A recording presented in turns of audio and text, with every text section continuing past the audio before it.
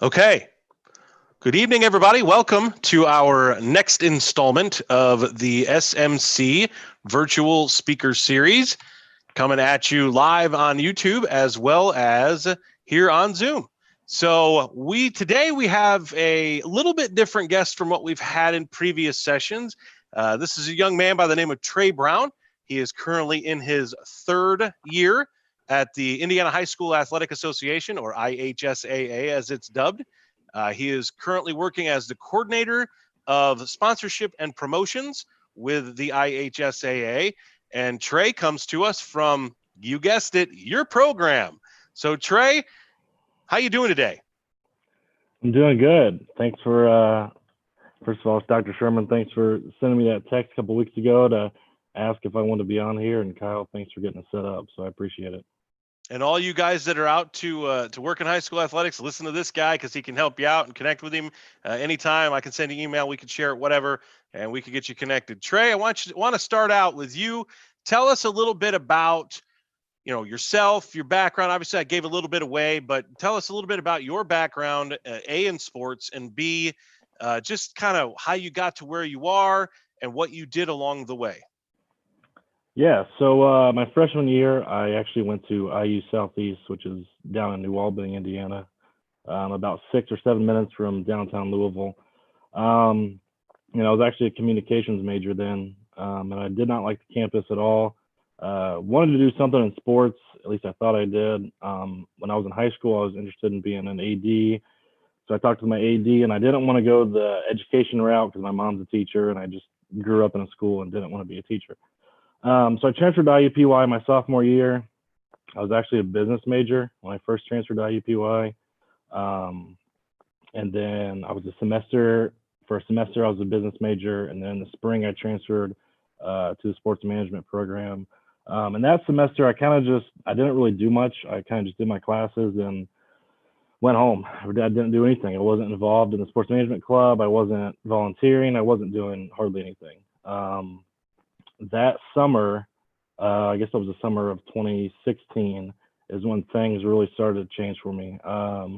I reached out to Dr. Perry, who's the athletic director there at IUPUI, and I literally just sent him an email, told him who I was, told him I went to school at IUPUI and that I wanted to get involved in athletics in some sort of way. He never replied to me. But a few days later, maybe a week later, I got an email from Ed Holdaway, who's the SID there at IUPUI, and he got me on board. I had an interview with him in his office. It was pretty low key. And before you know it, a couple weeks later, a month later, I'm pretty much doing stats for IUPUI soccer games. And that's kind of how I got started. Was with Ed. Ed took a chance on me, and I'm forever grateful for him for that. So fall of 2016, I pretty much was just doing a bunch of soccer games, volleyball games. Then he asked me if I wanted to do basketball, and I was all in on basketball. So that's where I actually met Dr. Sherman.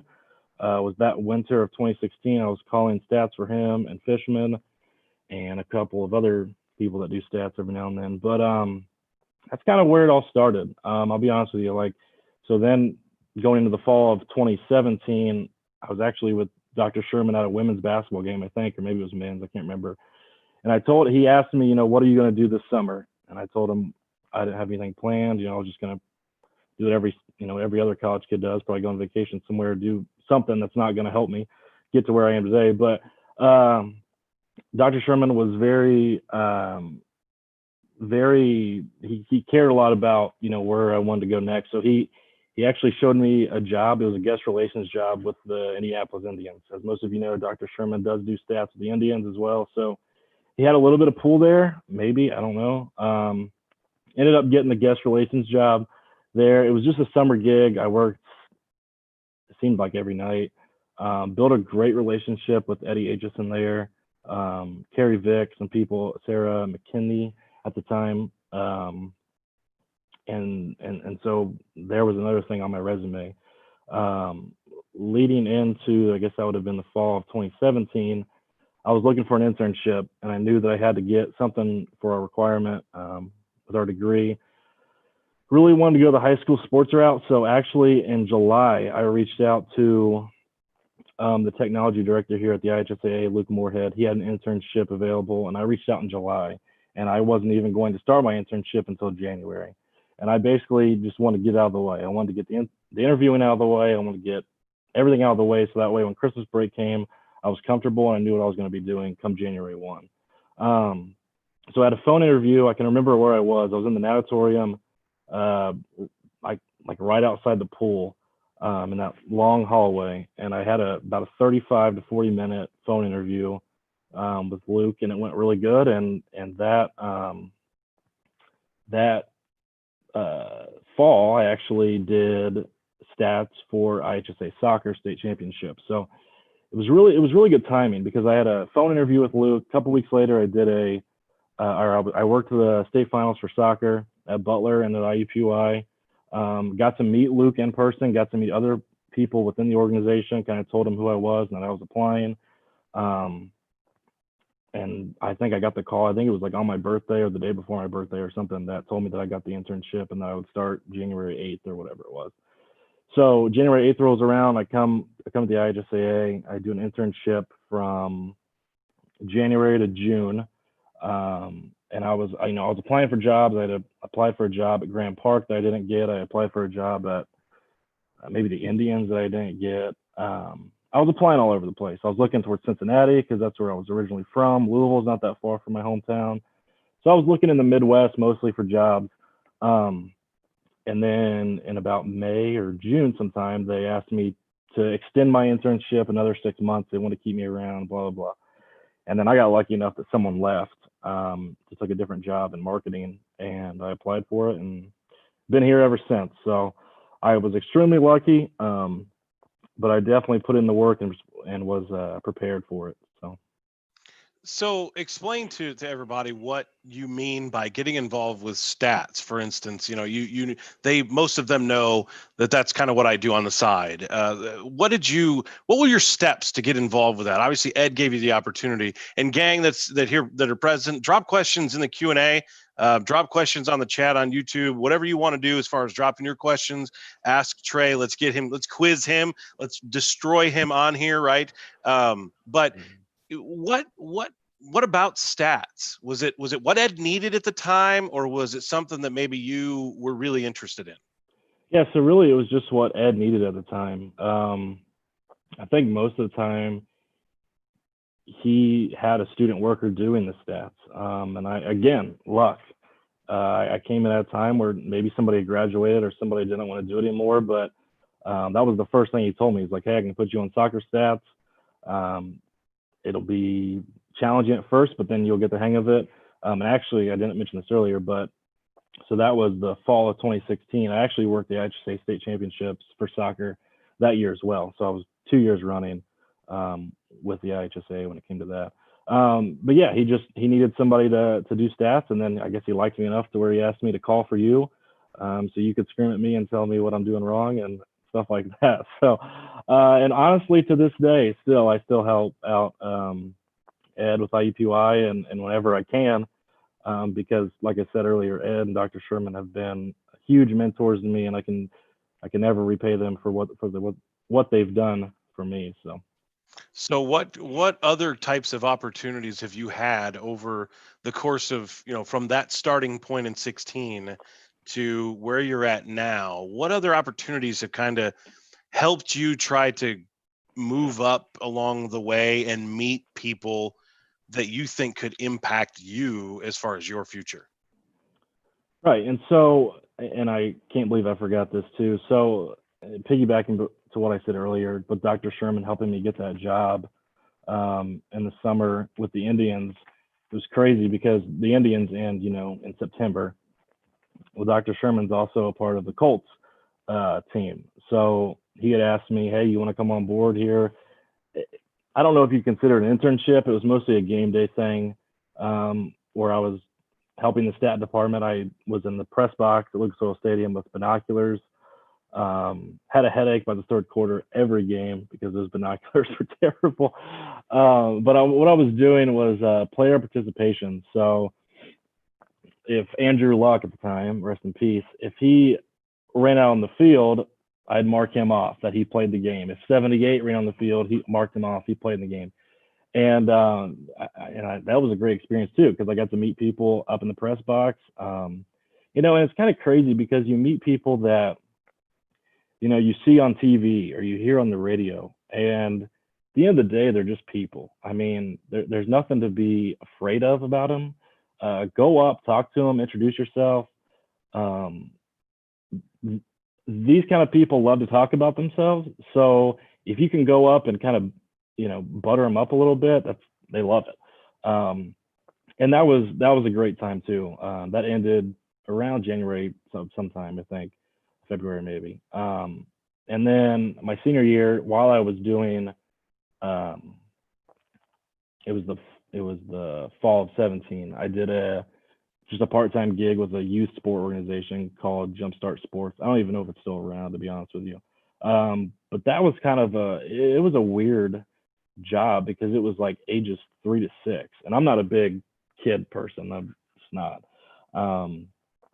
So that was an interesting job, but you know, I learned a lot. Learned how to, you know, communicate with parents and stuff like that. Learned how to logistics of getting stuff places and set up like that. So those main, you know, the Colts, the Indians, IUPUI, IHSA, and this youth sport organization really prepared me, I feel like, for my internship at the IHSA. In addition to that, I'll piggyback off of what he said, is that I was desperate one day after being asked, and don't think I'm saying desperate. That's why I chose you. I was desperate because we needed somebody to do the Division III national championship game for men's basketball in Fort Wayne. I was the inputter for that game, so I called up Trey and I said, Trey, I'm in a bad spot, man. I've got no caller. And he said, let me check my schedule, blah, blah, blah, making himself feel important. And then he says, I'm in. So we drove up to Fort Wayne. We statted the national championship game for Division III. We met some people up there. And so, you know, you never know where things might take you is the whole point of that. So circling back around, Trey, to what you said about buttering these people up, right? Dwayne Herring, our first guest on the virtual speaker series, said something about when you go talk to people and try to get to know them for the first time and network with them, you talk about them, right? You don't talk about yourself. And your brother, I believe it's your brother, commented on the YouTube stream about that you talk about luck a lot, but when in reality, you're really good at networking, according to him. So my question to you is do you follow that type of advice from Dwayne? Do you go and engage these people to the point where you're making them feel as if they're important? Oh, 1000%. Yeah. Anytime you meet, like I said, anytime you meet somebody that you've seen on TV or that, you know, you follow on Twitter or you follow on LinkedIn or whatever, yeah, talk about them. Talk about, oh, hey, you know, I saw you do this, or I saw you do that, or you know, what's your take on this, you know, or like if it's a former coach, like Coach Bob Lovell, for example, see him at an IUPUI game. Hey, Coach, what would you do differently with this team and stuff like that? Because, like I said earlier, they love to talk about themselves. Don't go up to a director of sales and tell them, oh, hey, I did an internship one time at the YMCA downtown. Like, no, like talk about them. Make them feel as important as possible, because really they're going to remember that. You're going to stand out more, you know, to whoever, if they're like, oh yeah, that guy was really nice and I like him, you know. Not, oh, that kid over there, yeah, he told me all about his internship at the Y and how he'd bring out the kickballs. Like, just, you know, don't do that. So yeah, that's still to this day. I mean, guys, I'm 3 years older than you at most, or well, at least. So I mean, I'm right where you were a couple of years ago. So yes, take that advice. Anytime you see somebody, don't tell them what you're doing. Butter them up, because they're going to remember you. So let's circle back to all of your experiences. You obviously got a late start. So how do you think those first few opportunities, you know, you had to do some things for classes, obviously. I mean, you had to work, I think, beyond Monumental. You had to do a couple other things for specific classes. How did those impact your thought process as far as what you wanted to do? So as far as the I'll be completely honest with you. As far as the classroom volunteering goes, I'll be honest, guys. It was just like I'm gonna go there. I'm gonna pass out water cups, and I'm gonna get home and watch football. Like I didn't take that as seriously. Not saying that you shouldn't, but I always felt like I wanted something a little more than to just go and volunteer. Because if you have volunteer experience on your resume, it's great. But you also want to have some other experiences other than just those volunteer experiences. You know, like if you think that in this industry you're gonna, oh, I'm gonna go volunteer at Beyond Monumental, or I'm gonna go volunteer at God knows what, whatever, and then that'll get me a job because I've volunteered. No, that you're completely wrong. You are completely wrong. You have to get your name out there. You have to get in the industry, meet people, network. Relationships are everything. It's not about what you know. I mean, you can have straight A's. Cool. Yeah, I got straight A's and I volunteered at this food bank or something. Yeah, but Jeff over there has got all B's and a C, and he's got great experience and he's networked. He's going to get the job over you. That's just how this industry works, from what I've seen so far. Dr. Sherman, tell me if I'm wrong, but I feel like that's pretty accurate. No, that's pretty accurate. I like to start the process with them doing things for classes and getting their feet dipped in the water a little bit. But more than Absolutely. anything, that leads to usually that should lead to those extra special volunteer opportunities, those extra special work opportunities. And then the next thing you know, they're asking you, like they do with Kyle, they ask him, hey, can you be an intern? And the next thing you know, you've got an internship to graduate, and then boom, you're now on the fast track to getting a job. So no, I would absolutely echo that. I would change the beginning a little bit, but I would absolutely echo that, only because the importance of the early stuff is where it starts. And I think that you getting a late start, I think you saw the impact of it, but you were like, I got other things to do. But Yeah. the reality is that by putting those out there, it allows you now to say, I've done stuff like this before. Right. Right. And back to, and I didn't mean to tear down the volunteering Not at aspect. all. Not at all. I didn't take it that way. Not at all. I expect most people to say, I don't want to do this. I want to go watch football, Right.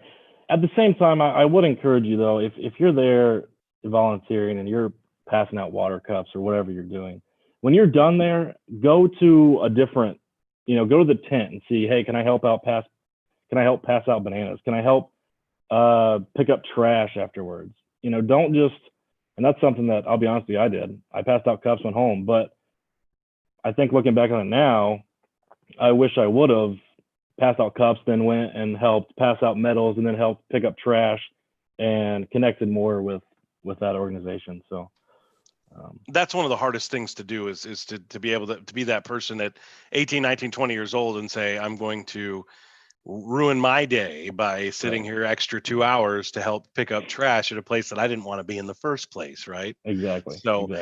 So talk a little bit about what you do now at the IHSA. We know how you got there. We know what you did on your process on the way up. What types of stuff do you do now for the IHSA, and what exactly is your role? Yeah, so my job title is communications and sponsorship. So that's kind of split into two different roles in a way. So most of you, I'm sure, I don't know about Kyle because he's not from Indiana, but most of you, I'm sure, have been to an IHSA state finals event. And when you get to the event, there's a little program book like you see at every other sporting event. I wish I had one here with me. I came unprepared, but I pretty much I input all that info for the state final teams. So for example, this weekend we have 2 state finals. So when I got to work on Monday, the first thing I did is I put together our boys tennis state finals program. And what that entails is every school sends me in their information, which is stats, records, team photos, logos, stuff like that. So I'm inputting that and working on that. I'm also writing up PA scripts. I'm writing up mental attitude scripts because we give out a mental attitude at each state finals. I'm working with our venues. This is probably the biggest part of my job is we work with so many different venues for our championships that I have to set up logistics on when we can bring A-frames, when we can bring banners, depending on the sport, like football, boys and girls basketball, I put together a run of show. That's what we call it, is a run of show, which breaks down every single minute that something happens. You know, if we're reading the Colts PA on the ribbons and on the jumbotron, it's got to be a Colts logo or a Colts spot. And you know, if it's this time out, we're going to play the Wilson spot. You know, that's kind of where the sponsors come into play a little bit. And back to the buttering up, I butter up every day to our sponsors, making sure they have what they need. It's a little bit of a different year with COVID, but you know, making sure like, hey, if you want to come out to our football state finals, you know, just hit me up and I can get you tickets. We can try to get you a suite. You know, when they get to the venue, going and saying hello and asking if there's anything we can get for, you know, just that kind of stuff, just being a really good person. But really, it's just buttering them up because, you know, they're a great partner for us. And so that's the majority of my job. Now, I'll be honest with you, here, it's a smaller, we have about 25 maybe people here. So I wear many different hats. We have completely switched due to COVID to all digital tickets. And we have a ticket manager, but I've pretty much became the ticket manager in the last couple weeks. So I've helped with setting up our events, talking to venues. Lucas Oil Stadium, we had a great meeting with them a couple weeks back about, you know, like what's the cap on the number of fans that we can have, so that way I can set a cap on the tickets. So that way, if let's say, for example, Lucas Oil Stadium's at 12.5 right now, we don't want to sell $20,000 tickets, because then you got 8,000, 7,000 people sitting outside, not happy. So that kind of explains a little bit about my job. If anybody has any questions about it, I can answer anything else, but that's pretty much the deal when it comes to my job. What would you say is the most fun part? To be honest with you, that has changed every year, which is kind of cool. My first year, it was probably, you know, putting in all this time, and because it takes about 3 to 4 hours, depending on the program, to get all that stuff in, because you don't want to make mistakes. You don't want to misspell Sydney's name, because Sydney's mom's going to call you on Monday and tell you that you misspelled it.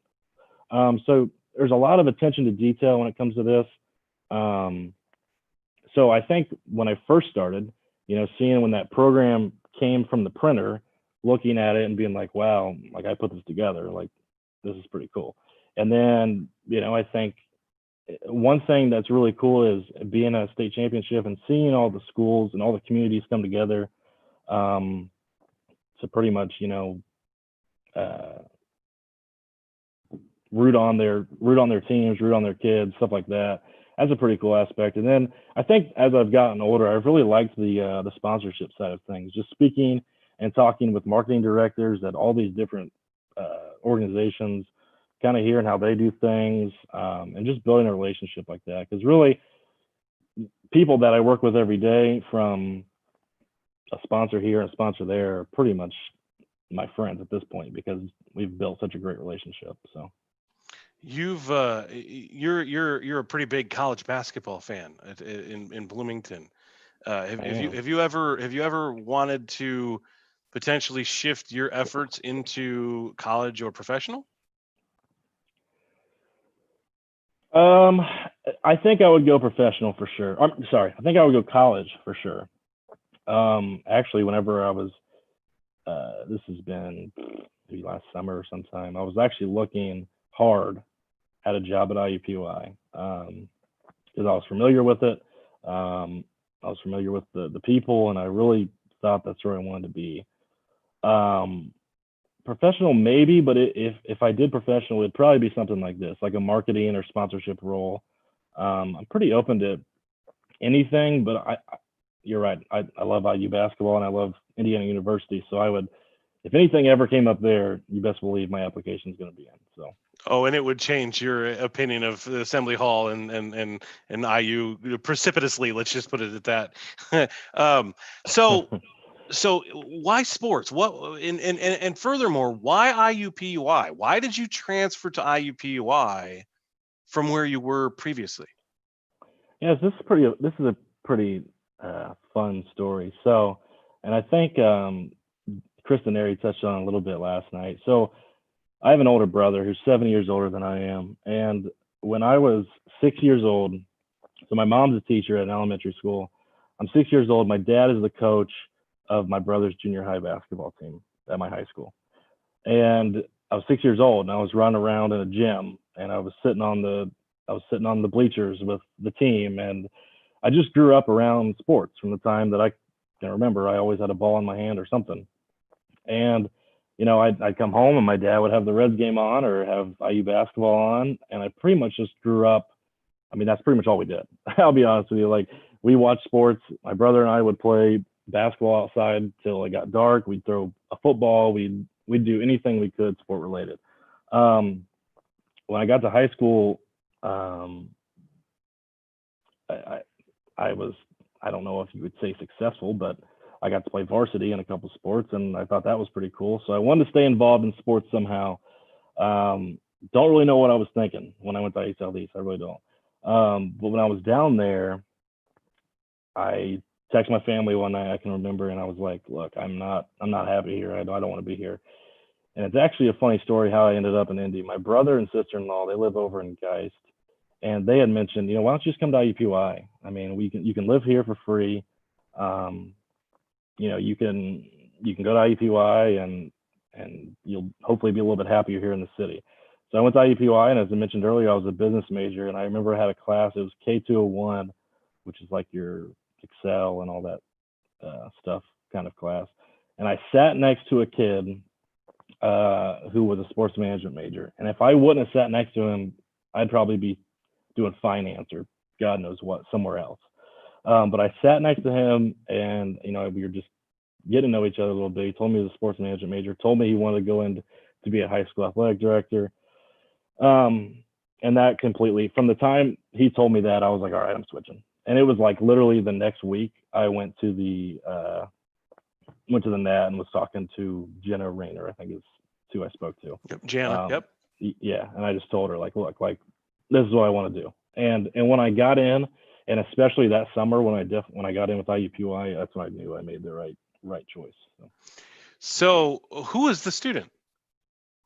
It was Jake Hicks was his name. Okay. I know the name. I don't know. Obviously, he might have been before my time, but yeah. I know that name. That's pretty cool. So you're doing this now with the high school stuff, right? The stuff comes down in March. Everything drops. Everything falls off the face of the earth on March 11th in Indiana, right? So what has happened at the IHSA since that time? Has it been tense? Has it been difficult? Or give us a little inside view as to how the heck you guys have dealt with all of this. Yeah, so it was a nightmare. So I can remember it was in March, and I was sitting in my cubicle, and the word broke that the Big Ten had just canceled. And that was huge. And immediately it seemed, it was crazy. Within like an hour, we had set up a press conference in our front lobby with Commissioner Cox at the time. We had all sorts of media in there asking, what are we going to do? What are we going to do? What are we going to do? And Commissioner Cox was very good about, we want to move forward. We don't want to, we're going to look at this. We're going to speak to our health professionals, and we're going to move forward with the tournament. So all sorts of things were thrown around. Like, yes, we're going to have the basketball tournament. We're not going to have any fans. We're not going to have hardly, it's pretty much just going to be the teams and us that are going to be there.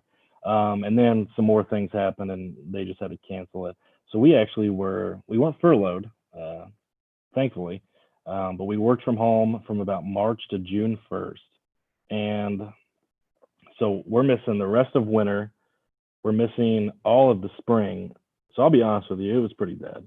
I mean, there's some things I was working on. I was working on programs for the fall, getting prepared and stuff like that, hoping to God that we would have a fall.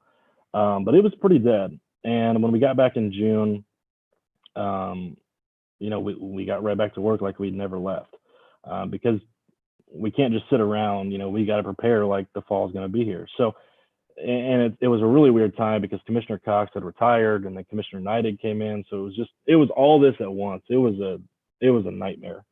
But I will give a lot of credit to our executive staff on how they handled everything. And we've moved forward here in Indiana. Illinois hasn't had a fall. They haven't had anything. They've moved everything to the spring. Ohio, I think, has moved forward. I think Michigan maybe, and maybe Kentucky have moved everything to the spring. So I give kudos to our executive staff for, moving forward with everything. But really this fall, it's been okay, honestly. Like for us, it's up to the schools, it's up to the counties to talk to their health professionals and whatnot about what's best for their specific county, because a county in the region might be different than a county in Evansville, and that actually is happening right now. I'm pretty sure. So we've had schools drop out of tournaments, and I was telling Dr. Sherman here before we got started that schools today are still dropping out. But we're not going to stop the tournament. We're going to keep moving forward because we have a tournament to put on for those schools that are going to play. So, honestly, now that we're back in it, it just seems like business as usual, honestly. How are you pivoting as you go along here, though? Obviously, there has to be some pivots that happen. So how are you guys responding to that when the time comes? Do you mean as far as like capacity or as far as schools dropping? A, schools dropping, B, fans, the reluctancy of people or the reluctancy of the staff to allow fans, things like that, right? So, how are you guys kind of, when something comes down, like for instance, you told me about the sectional, right? If something comes down like Lafayette Central Catholic's volleyball, dropping out because they got some COVID cases. So how are you pivoting that, I guess, operationally? Yeah, so that's actually, again, kudos to our executive staff. So the way the IHSA works real quick is we have 5 commissioners, and they each oversee a number of different sports. So for example, Lafayette Central Catholic volleyball dropped out. So now you might go from let's just say there's 4 teams in that sectional. Now you're at a 3. Well, can you really do a sectional with 3 teams? No, you got to move them elsewhere. And that's really been, I know, a headache for the executive staff and their assistants. I actually helped my boss, Chris Kaufman, oversee girls golf, and girls golf went about as smooth as butter. I mean, it was awesome. Our state finals was great. Our attendance was actually up more than it's ever been. We sold over, I think it was like 900 tickets to a girls golf state finals. So people are wanting to get out. People are wanting to go watch something, go do something. Then as far as the capacity goes, as I mentioned earlier, we use so many different venues. So like I said, we had a meeting with Lucas Oil Stadium a couple of weeks ago, and their number right now is at 12,500. So right now, as if the tournament was tomorrow, there'd be 12,500 people that would be allowed to attend. But then when we look at soccer, day 1's at Grand Park, which is at like 5,000, and then day 2's at Fishers High School, which is at 1,000.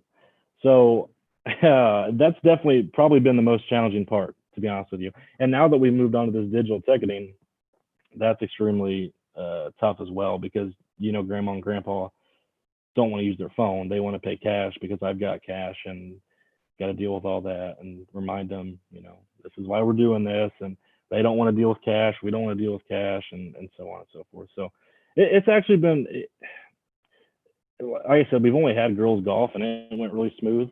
And I actually sent an email out right before I got off work today to anybody that's competing in this weekend's state finals for boys tennis and unified flag football that, hey, ADs, push us out on your Twitter, tell your folks, go here. When they come to the event, have it on their phone, ready to go, have mom and dad with grandma and grandpa with their tickets, just so that way it can be a smooth operation. So with that pivoting going on, obviously girls golf is going to be one of the more, I guess, well attended this year because of the increase in interest in golf, because it's an easily socially distanced sport. Tennis is going to be another one that's an easily social distance sport, right? And it's outdoors. Right. So, and like you said, people want to get out and do things. And I'm glad that you mentioned Kaufman in there, because, I had to, at some point I was going to throw a shout out to your supervisor, Chris Kaufman, because I know him. Yep. But Kyle, it's your turn now, my friend. You now get to jump in here. We've got a few questions here from the gallery, and I'm going to let Kyle take the reins for a minute. I might chime in here and there, but Kyle, start quizzing Trey. Perfect. So we're just going to start off with I don't know if this is a simple question, but anyways, in what ways do you market high school sports, and do you find it difficult since you're trying to market high school kids and not professional athletes? That's a really good question. So to be honest with you, whoever asked that, we have a marketing company that we work with. So anytime that you might go to your local high school and you see a poster up that says "Face of Sportsmanship" or "This is your IHSA" or whatever the hashtag might be, it's dog night here at the Zoom. So we work really closely with our marketing group to do that kind of stuff. Most of the stuff that we're marketing towards would be coming out to our state finals, going out to your local high school sectional, going out to your local high school's game or something like that. So, and as far as the high school professional thing, that doesn't ever even cross our mind, to be honest with you. Is it easier? Is it easier to market high school sports than you think it would be for professional and college? I think so, because grandma and grandpa will go watch Ethan play soccer, but grandma and grandpa don't care about Miles Turner or anything like that. You know what I mean? I think they have a better relationship with whoever they're going to watch. If Ethan's running the semi-state at Shelbyville and cross country, yeah, grandma and grandpa, aunt and uncle, mom, dad, cousin from Georgia, they're all coming in because they want to see Ethan run. Whereas in basketball or any professional sport, you kind of got to sell a little bit of a different. You got to market a little bit differently, I think. Does the revenue matter? Does it matter as much at high school? Obviously, you guys have to have the revenue from the state championships, but do you think that across the board at high school level, does the revenue really matter, or is it more about the pride of the town, the pride of the school, the pride of the kid? Yeah, I would say 100% it's the pride of the school and the pride of the community. And that's something I touched on earlier, is like seeing these, and it's, Carmel and Center Grove playing each other, like, cool. But when you get a school, a 1A or a 2A school that's never made it to the state finals, the whole town's coming. I mean, you can go rob someplace in that town because everybody's gone. And they're all coming to watch this team and this community play. And I think that's the coolest part. That's why I love those. Honestly, I went to a 1A school, and the community is awesome when it comes to athletics. So that's one thing that I enjoy the most is, seeing those small towns travel to Indianapolis because, it's the big city. Like, oh gosh, the big city. And then when it's Carmel and Center Grove, or, it's all right, you guys have been here a million times. It's a little different and from what I've seen the last 3 years. So obviously the parents are going to go like where their kids are playing. So, but is it easier to market other sports than others? Obviously basketball is big in Indiana. So obviously, people are going to flock to Bankers Life for a state championship, but how do you market like a smaller interested sport in high school? Yeah, that's a great question too. So as you touched on, basketball in Indiana is king. And I'll be honest with you, football is right there. Not many people would think that, but football is right there. Football state finals and both basketballs are the three major events. And it's easier to market, having Jerry come down from Noblesville to watch basketball or come down for the football games, rather than, Jerry, you want to come down and watch boys and girls tennis, or you want to come down and watch soccer? You know what I mean? It's different. It's very easy to market people to come make a day at Bankers Life Fieldhouse for basketball or football. So yeah, it is tough. But again, going back to what Dr. Sherman said about the pride thing, absolutely, we would want Jerry to come to a girls tennis state finals. But if the community is going to come and root on these kids that are working their tails off, then that's perfectly fine with us. So that kind of leads into the next question. A student asked, would the IHSA benefit from adding any new sports, or would it be too much of a struggle? I guess IHSA doesn't have lacrosse or men's volleyball, I'm assuming.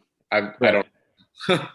Yeah, yeah. So we actually started a new sport 3 years ago, and that's this unified flag football. And we actually have a great partnership with Special Olympics Indiana. Um, so we have a unified flag football and we have a unified track and field, which for those of you that don't know, there's a Special Olympics athlete and then there's a partner that are together and they're pretty much a team. But oh yeah, we get all kinds of calls about new sports. I mean, you would not believe the amount of cheer parents I talk to on a weekly basis. My daughter didn't make the cheer team. Well, ma'am, we don't have anything to do with cheer. Like, well, my daughter didn't make the bowling team. Well, ma'am, we don't do anything to do with bowling. It's definitely been thrown up. I mean, it's been thrown out, not thrown up. Geez, it's been thrown out there that bowling is a big one. Lacrosse is a big one. What's another one with the frisbee? Ultimate frisbee or disc golf? Ultimate frisbee has been thrown out there. And the way that works, I'll tell you how that works, is it has to be a certain percentage of the membership. So we have 410 member schools. So to be honest with you, I don't know that number, maybe like 70% or 50%. So 50% of the membership, so 205 schools would have to say, yeah, we want to take part in this sport. If only 10 schools are like, yeah, we want to have a bowling team, then we're not going to put on a tournament for 10 schools. Does that make sense? So that's kind of how that new sport, we call it emerging sports. That's how that works. So we have two questions here that kind of flow together. So I'm just going to ask them both. So the first one is, did you take many graphic design classes or anything like that to help you put a program together? And then the second question to follow, what's your favorite sport to do programs for? All right. So the first question, I took this many classes for graphic design. And when the job came available, Chris Kaufman, who's my supervisor boss, whatever you want to call him, he asked me, have you ever had any InDesign experience? And I told him, no, I hadn't. And that wasn't even when we had our little interview thing. It was just in passing. And I actually went home that night and I downloaded InDesign on my laptop.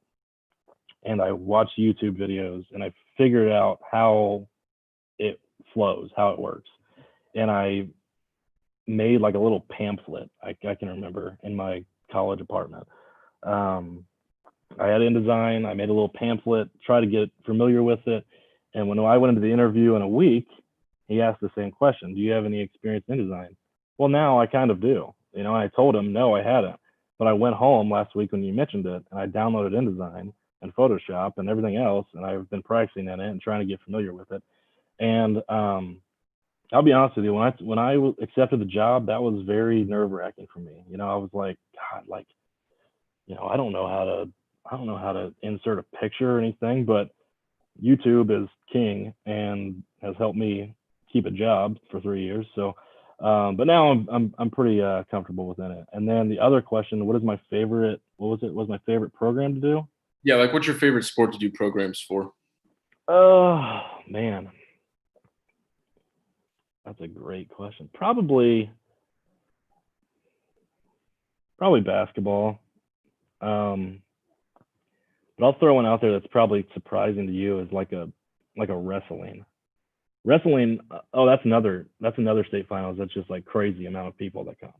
I don't know if anybody's ever been to a wrestling state finals, but holy smokes, it's wild there. But wrestling's pretty cool. But I would say basketball, just because I have, that's my favorite sport, and all that stuff kind of makes sense to me. My least favorite, to be honest with you, is swimming. Sorry, Carrie, but swimming is a nightmare with all the different heats, and there's like 50 different, I don't even know what they call them, swims. I don't know what they're called. If you've never done swimming or been around swimming, the moment you get in there and you see that there's 8 heats to get to a semifinal that has 3 heats, and then there's a final after they take the top 12 from the 3 semi, that's where it starts. So you're going, my head's spinning, right? Yeah. And you have to write that out in a program. Yeah, and that's good luck. Yeah, and that's how gymnastics is too. Gymnastics is a nightmare. And real quick, back to the whole program thing. I don't want to take all the credit. When I got the job here, it was like a week later, and I remember I was in Chris's office, and he's like, "All right, we got to hire you an intern." I'm 22 years old. I'm like, "An intern? What do you mean an intern?" Yeah, we got to, you have an intern in this job. So now I'm like, God, now I got to manage an intern who's my age. My first intern was a year older than me. So now I'm like, what am I doing? Like, I'm 22 years old. Like, I don't need an intern. Like, I shouldn't even have an intern. But the intern was a lot of help. I don't have an intern this year due to COVID. Thanks, COVID. But the intern's always been super helpful with the program too. So I don't want to take all the credit for the program because they've been huge as well. So I figured you'd say basketball because you're a basketball nerd and you'd like the history of the IHSA and the state finals going from one class to four and whatnot. yeah, that's another phone call we get every single March. Is how dumb class basketball is. But does that surprise you in any way, shape, or form? I guess not. To be honest with you, growing up, that never even crossed my mind. Are you a class believer or are you a non-class believer? I am a class believer, yes. Why is that? Because Jacksonville? Because Jacksonville is a 1A school, and if we went to go play Carmel, we're going to lose by 50. 50 on a good day, probably 90 to about 10. I was giving you a low scoring game there, like maybe 80 to 30. Yeah, I appreciate that, but that's not how it's going to happen. I love it. Sorry for my labelless water. Oh, we have a partnership. No sponsors. Got to be sponsored, right? No sponsors here. We have a partnership with Connecticut Water, so I had to take the label off. That's interesting because you know what? You guys do that at the IHSA state finals for basketball, but Connecticut is a brand that is tied to the Pacers. What do you mean we do it at basketball? Certain brands aren't allowed in, right? Oh, but Connecticut does have that partnership with the Pacers, so you never notice it with the water. Right. I never noticed that before either. But think about it. You're not alone. The NCAA, Big Ten. If you've ever volunteered, some of you veterans in the crowd here, you have to have a Big Ten cup or you have to have an NCAA cup. You have to take the label off the bottle or whatever you have to do to keep the sponsor happy. Yeah, exactly. It's all about buttering them up, right?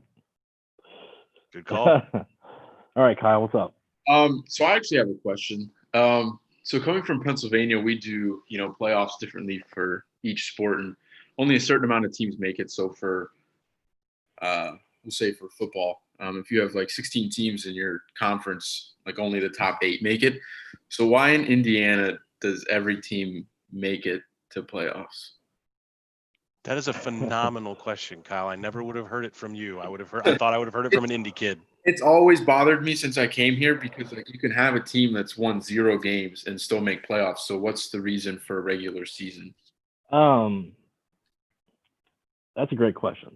I would to answer that question, I think that it he has to defer to Chris Kaufman on that question. Yeah, let me transfer you over to my supervisor. I think that is just, we have 410 schools, and we want every team to have a chance to make it to the tournament, play in the tournament. Say, yeah, I played in this tournament. I don't know do you know roughly how many schools are in Pennsylvania? Keep answering the question. I'll get back to you in about 2 seconds. So let him go to Wikipedia. Yeah, exactly. So, for example, Ohio has like 860 some schools. So theirs, I don't think everybody makes it there in Ohio, because that's way too many schools to put on a tournament. Here in Indiana, with 410, that's very doable. And I don't know why they made it like that in 1903 or whatever year the IHSA was established. But I think that is probably just to give everyone a chance to say that they played in the tournament. Well, remember though, it was single class for the longest time. So all the teams should have had some kind of shot. But let's shift that question a little bit back to the point Kyle's making. What was the point of the regular season if all teams can get in? Why don't you just go straight to the playoffs? Do you see what he's getting? What he was saying was that a 0-win Yeah. team, Yeah, what's yeah, the yeah. point of having a regular season? Well, I'll be completely honest with you. When I was in high school, we won 7 games in the regular season and ended up in the regional finals. So I'm all about going to the tournament because a team can get hot, as anybody here knows. Team can get hot late in the season and make a run. So, I mean, I guess you could say, yeah. Great Always question. keep your eye on a school like Cathedral. They could go 4-7 in the regular season or 4-6 in the regular season and run the table and say tournament. Exactly. So and a school like Cathedral is going to be playing teams in Kentucky and Ohio and ranked teams nationally compared to playing Lawrence Central every weekend or Lawrence North, something like that. So, but Kyle, that's a great question. I've never had anybody ask me that. Well, it's just, I always grew up with, fighting for that last spot, down to the percentage points of winning and Yeah. even, to the amount of points that you've scored. So, Yeah. but to answer your question, there's 1,431 schools that participate in the PIAA. Yeah, that's a lot. Yeah, and that's not feasible at that level. No, right. What else we got? So what have been some of the biggest challenges managing events during COVID, obviously here in the fall? I touched on it a little bit earlier, but I think it's been dealing with like the different venues and the capacity, because we do want to have fans come. I mean, we want mom and dad and grandma and grandpa to come out and see Emily play in the volleyball state finals. So the hardest thing has been dealing with these venues to, like I said earlier, Fishers High School is 1,000, but Lucas Oil Stadium, 30 minutes away, is 12,500. And don't even get us started on volleyball. I don't even know the number, but I know Delaware County is a nightmare right now, with numbers of people that can come in and people that can stay. Like at Lucas Oil Stadium, one thing that's going to be extremely challenging for state finals is that after every single game, so there's 3 games on Friday, 3 games on Saturday. After every single game, a fan has to leave to go outside, stand in line to come right back in. And then another thing they have to do is, if a football team, so say the 1A game's going on and the 2A team comes in and wants to get into the locker room, they can't, because they have to wait for the 1A game to end, and they're going to sanitize everything, and they're going to sanitize the seats, and that's going to be a challenge. Ask me that question on December 1st, and I'll have an answer. But so far, the digital ticketing has been kind of a challenge, just because folks are used to coming up to the door and giving us a $20 bill and getting in, and a lot of them don't know how to, use their phone, and that's okay. I mean, we can help them out with that, but it's definitely been a challenge. So do the student athletes have like any, restrictions that are, obviously you have them in college, in the NFL or professional sports. So do they have any restrictions that they have to follow in order to play sports? And do they have to do like testing and stuff? No, I will say this, and this has also been a challenge this fall, is if let's say a kid is in geometry class and is in a group with a kid who comes down with COVID. Well, now that athlete now has to quarantine for 14 days. And now they've missed 14 days. They've missed 3 games, 4 games, and however many practices. Well, in Indiana, there's a rule that if you miss so many days of practice, you then have to make up so many more days of practice. So then we've got mom and dad calling in, like, my son didn't even have symptoms, and he missed these many games, and he missed this many practice, and now he's going to miss another 3 games. And it really it's for the safety of the kid. I mean, and the parents know that, they know that, but I understand their frustration. I would be just as frustrated as well if I had to miss 7 games due to Kendall getting COVID in geometry class or something. So, but no, they don't do any testing to my knowledge. It's mostly just like if you're around somebody with COVID, you got to quarantine. There's a question kind of going back to the amount of schools that are in the IHSA. So he says, I've noticed how there are 410 member schools in the IHSA, but there are 682 total high schools in Indiana. So why do you think that there are over 200 schools that aren't members of the IHSA? So any school can be a member of the IHSAA. But when you have a school like, I don't even know, Faith Baptist or something that has 16 kids, they're not gonna participate in any sports, you know what I mean? Just because they don't have the numbers. And that number changes every year. So when I first came here, the number was like 412. And then last year it was like 408. And then this year it's back to 410. And the reason why that changes is because schools consolidate, like the Elkhart schools. There was Elkhart Memorial and Elkhart Central or something. And now they're just Elkhart.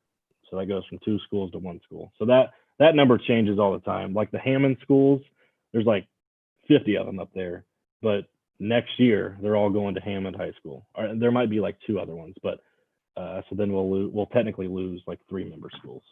But all those other schools that have, like literally, there's a school down where I'm from that had, I'm not even kidding you, like 11 people in their graduating class. Like that school is not going to compete in anything just due to numbers. They'd have to pick What up. was your graduating class? Mine was a whopping 72. Got you beat, Don't ask baby. me. Don't ask me where I finished in the class. I'm 72. No, I got you beat. Mine was 32. Wow. Where'd you? Oh yeah, you're from New York, right? Yep, Western New York. Yep. We No, I'm guessing you were like maybe 35th, 34th, 33rd. That's crazy because I think I was like 34th. You don't know if I know you that well. that was years ago, so I don't know. That's wild. That's a great guess. You know me too well, Sherman. I'm getting there, man. I'm getting there. What else you got, Kyle? 2 questions that kind of look back on your past. So the first one is, what do you think was the single most important thing you did or that you learned in one of your stops along the way to where you are now? Honestly, I think it was sending that email to Dr. Perry in the summer of 2016 or whatever it was. Because if I wouldn't have had the guts to do that, I wouldn't have had the opportunity at IUPUI. I wouldn't have been able to meet Dr. Sherman, who got me with the Colts and the Indians. I wouldn't have been able to meet Ed Holdaway, who got me doing stats for the IHSAA, which led me to an internship, which led me to a job here. So I think the best thing I ever did to get myself started was to send that email to Dr. Perry and not be scared at all of what he was going to say back. And he didn't even say anything back. I still to this day don't think I've ever said 2 words to Dr. Perry. I see him everywhere, but I don't think I've ever said 2 words to him. And then the second one was, what has been your favorite memories so far in your sports career? Wow.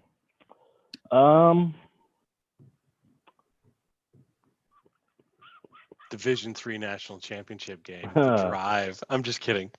The drive. Oh man, the drive was an interesting one to say the least with Dr. Sherman. Imagine yourself being alone in a car with me for close to 3 hours. One way. Just put yourself in that. Just close your eyes and picture yourself in that situation. Dr. Sherman's so cheap. I think he took me to a Hardee's for dinner, like on our way up there or something like that. Wow. I thought that was a good meal. Yeah, it was a great meal. So my favorite memory would probably be, and the state finals kind of all run together now, but my first year, just being able to kind of help run a state championship. And then especially basketball, I keep going back to basketball and football, but kind of getting there and just like at Lucas Oil, just on the field and looking up at all the people that came to cheer on their communities, and we put all this together, and we got all these people in here, and we got all these logistics done right. That's probably the coolest memory that I've had, is just being able to look up and see that our hard work came to this. So we had a question that just popped in. It says, what's the most rewarding part of your job? So would seeing the final piece of what you guys put together, would that be the most rewarding part of your job? Yep, 100%. Yep. Yeah, because there's so much that goes into it that I probably haven't even touched on. Little things from like the logistics of getting things places, getting wrestling mats to Banker's Life, just little tiny things that nobody ever even thinks about. Like when you go to a wrestling match, the last thing you're thinking about is how'd they get those in here? How'd they get all that signage up? So that is definitely rewarding for our whole team, not just me. Has that twisted your thinking a little bit when it comes to sports now? When you go and you're like, oh my God, you can tell that was a blown moment in the script, right? Yep, 100%. And that's like, especially in football, like in the stands, that for those that don't have fans, you see like those big tarps, and like getting those ordered. And before you could order it, you had to get a proof from that sponsor that it looked okay, and that, oh, you want this size or do you want this size? Okay, and then where do you want it placed? And blah blah blah blah blah blah blah. So yeah, like the other night I was watching, I forget who I was even watching, but I was like, that's pretty cool. They probably took them a little while to get that thing ordered and set up and all that kind of stuff. So imagine having to do cardboard cutouts at specific seats at a Major League Baseball stadium. Yeah, that'd be. By the way, did you order your IU cardboard cutout for IU football this fall? I did not. No, I did not. I just had to ask that question. I don't get why you're asking me that, because I'm an IU fan. I know. I'm asking you. What did you get your cardboard cutout? No, I didn't know they were doing that. Yeah, I just received an email about that. How much is it though? That's I didn't even look. Because I don't want this ugly mug sitting at any stand on a piece of cardboard that's permanent. You got a face for radio, don't you? Yeah, I do. I have a face and a voice for radio. What else? So last question, kind of just an advice question. Okay. What should a recent graduate or even anybody really do right now to prepare themselves for jobs that open up once things calm down with COVID-19? Yeah, that's a great question. Continue to network as much as you can. If you can go and help somebody volunteer, do it. But I think it's just kind of keeping those relationships that you've built fresh. Don't just, now that I don't have a job, I'm gonna just chill on my couch. Like, no, continue to reach out, ask them how it's going. Like I said, back to the beginning of this thing, talk about them, ask them how things are going with COVID. Just do anything you can to let them know that you're still around and that you're still interested and that you're still looking for a job. That would be my advice. Fostering relationships and networking has been a common theme when Michael Taco asked that question. Every single time he asked that question. That's one question every episode. But hey, I guess it's good to get advice from different perspectives and different people within the industry. Yeah. That would be my advice, is just continue networking and continue staying in touch with those people that you've built relationships with. And I know Taco has. He has. Taco's done a lot. He's done more than anybody I've probably ever met. So for him, just to continue reaching out to Grand Park and the Indy 11 and the Colts and whoever else he's worked with, Indians, whoever. So, yeah. All right, Trey, here we are. We've reached the point of the show today where what's your parting shots, words of wisdom, your final thoughts on careers, everything, your education, all that stuff. Hit us with it. So I've got about 5 things I want to touch on. And I've kind of already mentioned some of them, so I'll go through them fairly quick. The number one thing I have written down here is that people, like I said, love talking about themselves. Anytime, if you're out anywhere, if you're at a networking event and you run into Kristineri, or you run into Greg Rakestraw, or you run into anybody that you've seen on TV or heard or anything, go up, introduce yourself, ask them how they're doing, ask them how the family's doing, ask them how their organization's doing, because they will love to talk about themselves and they will remember you for that. Another thing, and I've touched on this, and I know Dr. Sherman, Dr. Pierce, Professor Vaughn, they all touch on this, is building relationships is so, so important. It's not about what you know, and I touched on that earlier with the grades. It's all about who you know. I was lucky enough to know Ed, who knew Sherman, who knew people with the Colts, and then they all knew people at the IHSA, and that, that was very helpful in my journey to where I'm at today. The third thing, and this comes from actually our president here of the IHSA Foundation, Matt Wolfert. He talked about this when I was an intern. We would sit down and we would talk about, things that I could do to kind of get myself out there for different jobs. And we would, honest to God, we would go to Panda Express like once a week. And we would go to Panda Express and just sit there and talk about different things. And something that he brought up was, if you want to work in this industry as bad as you say you do, you've got to be numb to geography.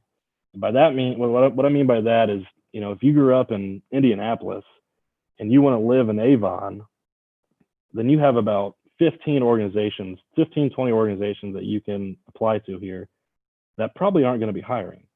Go take a job. You're 22 years old. Go take a job in Arizona. Go take a job in New York. Go take a job in Florida when COVID's gone. Go take a job in Florida. And, why not? You can always come back to Indy. But go take a job there, get some experience, live your 20s down there, and then move back. So that's something that has always stuck with me. I was blessed enough, though, to find a job here and stay at home. But that's something I think is really important to this industry, especially. Another thing that he touched on to me, and it's kind of a math equation. It's P plus L equals O. And what that means is it's preparation plus a little bit of luck equals an opportunity. And that PLO pretty much sums up how I got my job. I was prepared. I did what I needed to do with my internship. I was going to do another 6 months of being an intern. And then a little bit of luck came because Robbie, who had the job before me, left to go do marketing in June. Opportunity. I'm prepared. They knew I was prepared. A little bit of luck, and I got the job. So that's another thing that I'll never forget. PLO, P plus L equals O. And then lastly, this isn't really advice, but guys, I am, like I mentioned earlier, I'm 24 years old, 25 in a couple months. I have all the social media that you do. I follow most of you guys probably anyway, but if you ever have any questions or anything, shoot me a DM on Twitter, follow me on Twitter, Instagram, LinkedIn, whatever. If you want to get coffee, if you want to go get drinks, whatever you want to do, whatever I can do to help you, or any advice or any questions you might have, just hit me up. Because I am, every year that I had an intern, I would email Dr. Pierce, Dr. Sherman, Professor Vaughn. I would email them and nobody else and be like, hey, we've got internships. And I want an IUPUI intern as much as every semester. If I can have an IUPUI guy or girl in here, that's all I want. So like I said, I'll do anything I can to help. Just reach out. I'm not going to bite. So yeah, those are my parting words. On Twitter, he's at Trey Brown _2014. Okay. At Trey Brown _2014. Jump on, follow him, watch his exploits as he goes to Assembly Hall and sits halfway up the main concourse. So thank you, Trey, for coming on to the SMC Virtual Speaker Series tonight. Next week, we jump back into this on Wednesday next week. We do not have back-to-backs next week unless we schedule one at the last minute, which could happen, hopefully. But on Wednesday of next week, and I believe it is at 6 o'clock on the 21st, we have Rob Laycock coming into the Virtual Speaker Series, and he is the Vice President of Marketing with the Atlanta Hawks. And I believe he did have a period of time with the Indiana Pacers. So he's been in marketing with the Pacers. He's currently with the Hawks, and they're doing some pretty big things down in Atlanta with marketing and promotions and sponsorship. Thank you once again, Trey, for joining us. Thank you. I appreciate it. And thank you all for attending here tonight. And we will see you next week. I hope. Get registered. Join every time you can. And hopefully we'll see you next week. Have a great night.